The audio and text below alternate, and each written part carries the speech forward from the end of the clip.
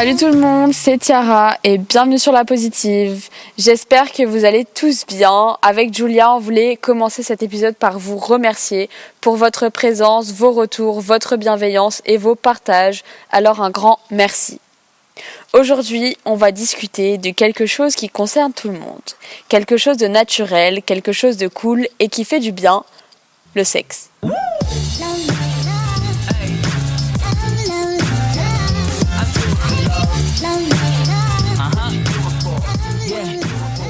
J'aimerais d'abord vous parler de l'importance de la sexualité en général, notamment dans l'éducation et pourquoi la sexualité ne doit pas être un tabou. On m'a raconté une histoire horrible justement à cause du manque d'éducation. Ça s'est passé je crois aux États-Unis et en gros une petite fille elle est allée voir sa maîtresse toute innocente en disant « Papa a mangé mon gâteau ». Donc Daddy ate my cookie.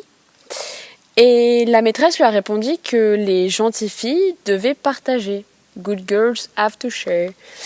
Sauf que la petite fille, elle parlait pas du tout de son goûter. En fait, elle parlait de sa vulve et son père était clairement un pédophile. Donc cette histoire qui m'a vraiment choquée montre qu'il y a une vraie peur de parler du sexe dans l'éducation et que ça peut avoir d'énormes conséquences, alors que le sexe c'est quelque chose de naturel, duquel on devrait parler avec des mots justes pour pouvoir non seulement protéger sa propre intimité, mais en plus de ça, avancer dans sa vie sexuelle sereinement. C'est pour ça que je veux parler de sexe et c'est pour ça qu'on doit parler de sexe, sans gêne, s'éduquer, ne pas avoir honte d'employer les termes justes, même avec les enfants. Parce que la sexualité est un tabou, justement parce qu'on n'en parle pas. Alors parlons peu, parlons bien, parlons sexe. Je dis toujours, et je sais pas où c'est que j'ai entendu cette phrase, il n'y a rien de sale dans le sexe tant que c'est consenti. Et ça s'applique et doit s'appliquer à chaque fois que vous entreprenez une relation sexuelle. Assurez-vous que votre partenaire ait vraiment envie d'aller plus loin, qu'il soit OK pour telle ou telle pratique et que ça lui plaise. Prenez le temps d'être sûr de vouloir passer à l'acte, assurez-vous d'être vous-même quand vous décidez de quelque chose et assurez-vous que votre partenaire le soit aussi. N'hésitez pas à exprimer vos doutes ou vos envies et dites non si vous ne voulez pas de quelque chose, si vous avez changé d'avis et si vous n'êtes pas sûr. Ne vous laissez pas convaincre, n'acceptez pas si vous ne voulez pas. Pour moi, ce que je viens de dire, c'est les bases d'une sexualité saine. Faire les choses avec respect, envie et consentement. J'ai découvert le concept de sexualité positive il n'y a pas si longtemps que ça doit faire 1 an contre 7 ans de vie sexuelle active environ. Et c'est en entendant parler de ça à travers des TEDx, des podcasts, des pages Insta que j'ai fait ma petite introspection. Ce qui m'a permis de me découvrir et de me redécouvrir sur les questions coquines. La sexualité positive, c'est surtout être en accord avec soi, s'enlever les tabous, assumer et aimer sa sexualité, être à l'écoute de son corps et de son partenaire. J'ai eu envie de vous donner ma vision des choses et de vous transmettre ce que j'ai retenu, parce que s'intéresser au sexe et s'éduquer sur le sexe, c'est important. Et j'aimerais, en vous donnant le compte-rendu de mon expérience et de ma curiosité, vous aider, vous rassurer, vous décomplexer et vous donner encore plus envie de pratiquer, tester ou affirmer votre sexualité. Me concernant, il y a plein de choses que je connais pas, plein de choses que j'aimerais essayer ou non. Pour moi, le plus important, c'est que c'est totalement normal d'être actif, comme normal d'en parler et de se libérer des préjugés qui nous empêcheraient de nous amuser. Ça me rend folle que le sujet soit aussi tabou alors qu'il concerne littéralement tout le monde, même les tortues, et que notre expérience et notre activité peuvent avoir d'importantes répercussions sur notre vie et à choisir, on aimerait franchement que ces répercussions soient positives, non ? Parler de sexe, ça permettrait d'enlever ces peurs, des mal-être, des injonctions qui nous met dans la tête et qui nous empêchent de nous épanouir. Je suis rentrée dans la vie sexuelle active à peu près à mes 16 ans. Je sais pas si c'est tard ou tôt par rapport à la moyenne des gens ou la vie générale, mais pour moi, c'était le bon moment. Parce que j'en avais envie et que je me sentais prête. Ça faisait quelques mois que je sortais avec mon premier copain, on était ensemble comme quand on est ensemble quand on a 15 ans, amoureux, et tous les deux très attirés par la sexualité. Aucun de nous n'a été brusqué, on a commencé par pratiquer les préliminaires 1 fois, 2 fois, 3 fois, puis des dizaines de fois, et on a décidé de sauter le pas. C'est notre première fois à tous les deux, on était en vacances ensemble, et on avait le temps, on avait l'endroit, on n'était pas stressés, on était plutôt pressés en fait. Et quand on l'a fait, on en avait déjà parlé, et ma première fois s'est très bien passée, elle a été propice en fait à ma volonté d'épanouir ma vie sexuelle. On est restés ensemble quelques années, ce qui nous a permis d'essayer, d'être curieux, de trouver nos points sensibles, d'apprendre le corps de l'autre, et apprendre à faire l'amour dans le partage. Pourtant, même avec la confiance qu'on avait établie et le fait qu'on était très à l'aise l'un avec l'autre, il y a toujours des choses dont je n'osais pas parler, des peurs, des idées, des fantasmes que je n'osais pas partager, à cause, je pense, du manque d'éducation sexuelle que j'avais reçu et des préjugés qu'il pouvait y avoir sur le sujet. Et je pense vraiment que pour se libérer de ça, il faut engager une communication positive dans son couple ou dans sa relation avec son partenaire et partager à l'autre sa volonté de croire que la sexualité est un monde un peu à part dans notre esprit et qu'il ne faut pas la juger. Enfin bref, j'étais prête à accueillir ma sexualité et je me sentais en sécurité. Et la première chose que je peux faire ressortir de ma première partie d'expérience, c'est qu'il faut prendre son temps, être à l'écoute de soi et faire les choses à son rythme avec une personne de confiance. Peu importe où on en est dans notre sexualité, il n'y a pas de manière de choisir un partenaire sexuel, ça peut être un inconnu, un ami, un amoureux. En fait, tant que vous vous sentez bien avec la personne et que vous avez envie d'elle, il ou elle sera le bon. Après notre rupture, j'ai eu quelques aventures. Je voulais rien de sérieux, j'aimais l'excitant de l'inconnu, alors j'ai essayé. Ça s'est parfois bien, parfois mal passé. Il y a eu des garçons d'un soir, de plusieurs, des garçons avec qui c'était bien, d'autres avec qui je n'ai pas aimé. Certains avec qui j'ai essayé de nouvelles choses, d'autres avec qui je suis restée dans la simplicité. Enfin bref, j'ai cherché, j'ai trouvé parfois, parfois non. J'ai pu souffrir de certaines relations, je n'emportais rien de certaines autres. Je me suis rendu compte que je n'avais pas envie de coucher avec quelqu'un, mais plutôt avec une personne en particulier. Parce que s'amuser avec des beaux mecs avec qui j'ai rien en commun, ça fait du bien, mais à un moment donné, ça me correspondait plus.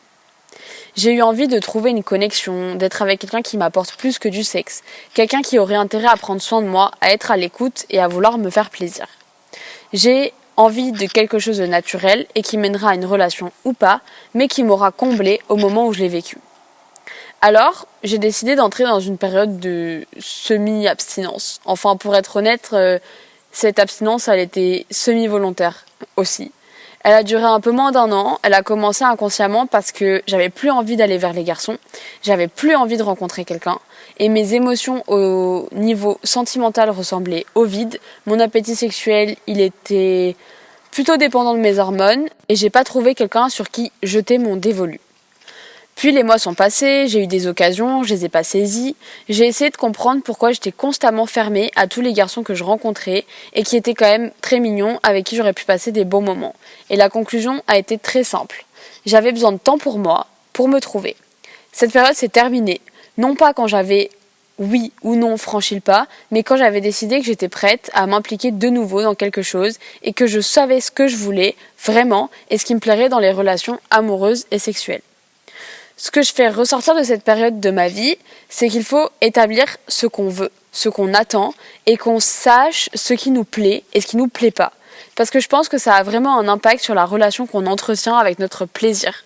Que ça concerne notre partenaire, nos pratiques, la façon dont on voit le sexe, etc.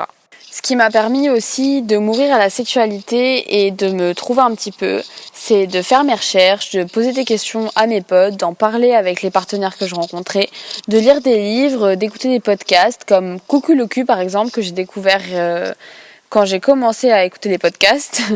Et je voulais vous parler aussi de Vibrant Vibrante, qui est un podcast que je vous conseille vraiment parce qu'il est super cool et il aborde plein de questions sur le cul.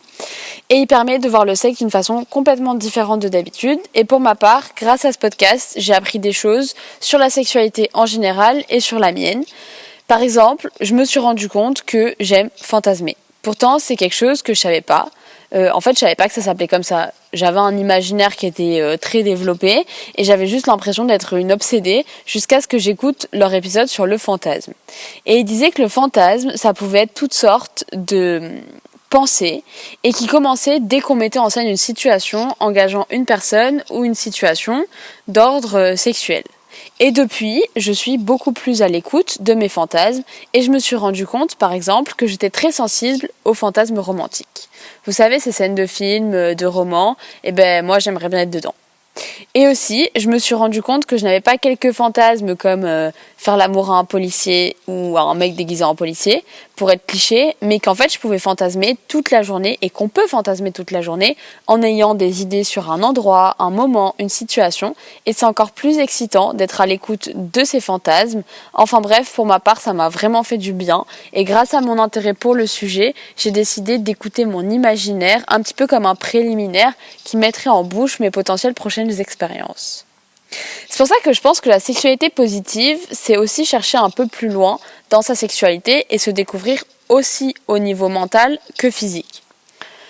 Sur ce terrain-là, j'avoue que je suis pas la plus avancée.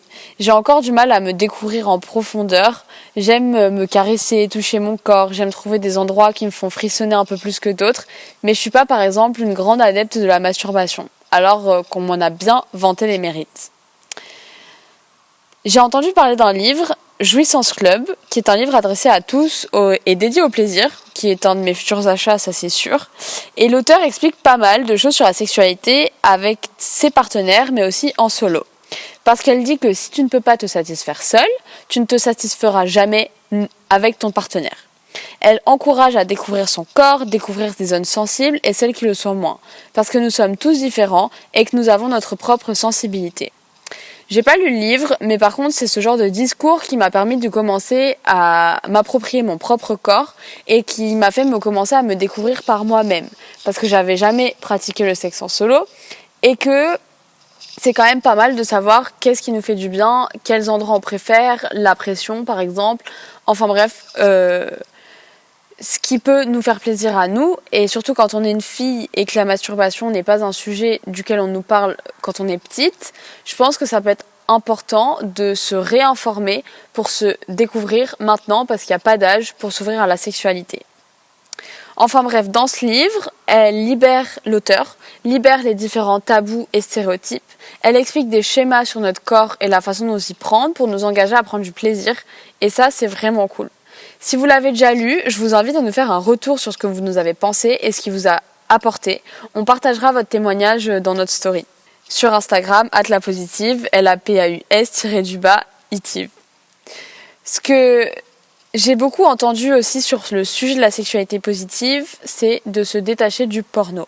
Je vais pas m'avancer là-dessus, je vous ferai peut-être un épisode, mais je pense vraiment que c'est important de rappeler que le porno c'est pas la réalité, que les physiques dans le porno ne sont pas ceux de la réalité et que les pratiques ne sont pas celles que vous pratiquerez forcément tous les jours avec votre partenaire. Il y a une dimension qui compte aussi à mon avis beaucoup, c'est son rapport au corps, et je vous parlerai du mien dans un autre épisode. Pour résumer ce que je pense, j'ai ressenti qu'il y a plusieurs dimensions qui conditionnent la sexualité, dont 2 que j'ai voulu mettre en avant dans cet épisode. La dimension relationnelle avec soi et son partenaire, dans laquelle il faut prendre le temps de se connaître pour savoir ce que l'on veut, et la dimension des pratiques, où là encore il faut apprendre à se connaître pour savoir ce que l'on aime. Et ne pas juger.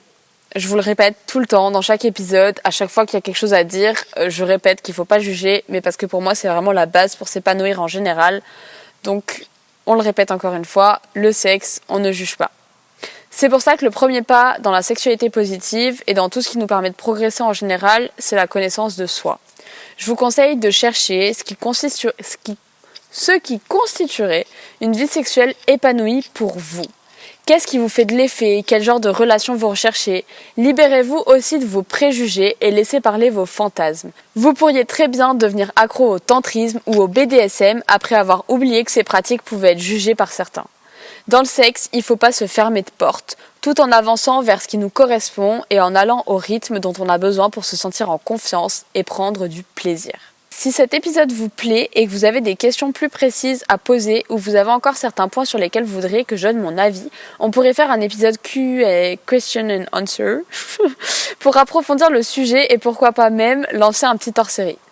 Je vous souhaite une très belle journée ou une très belle soirée. On se retrouve la semaine prochaine pour un nouvel épisode avec Julia. En attendant, retrouvez-nous sur Insta. N'hésitez pas à liker, commenter et partager notre contenu, en plus d'aller nous noter sur Apple Podcast. Sortez couverts et faites-vous dépister régulièrement, c'est important. Je vous fais des gros bisous.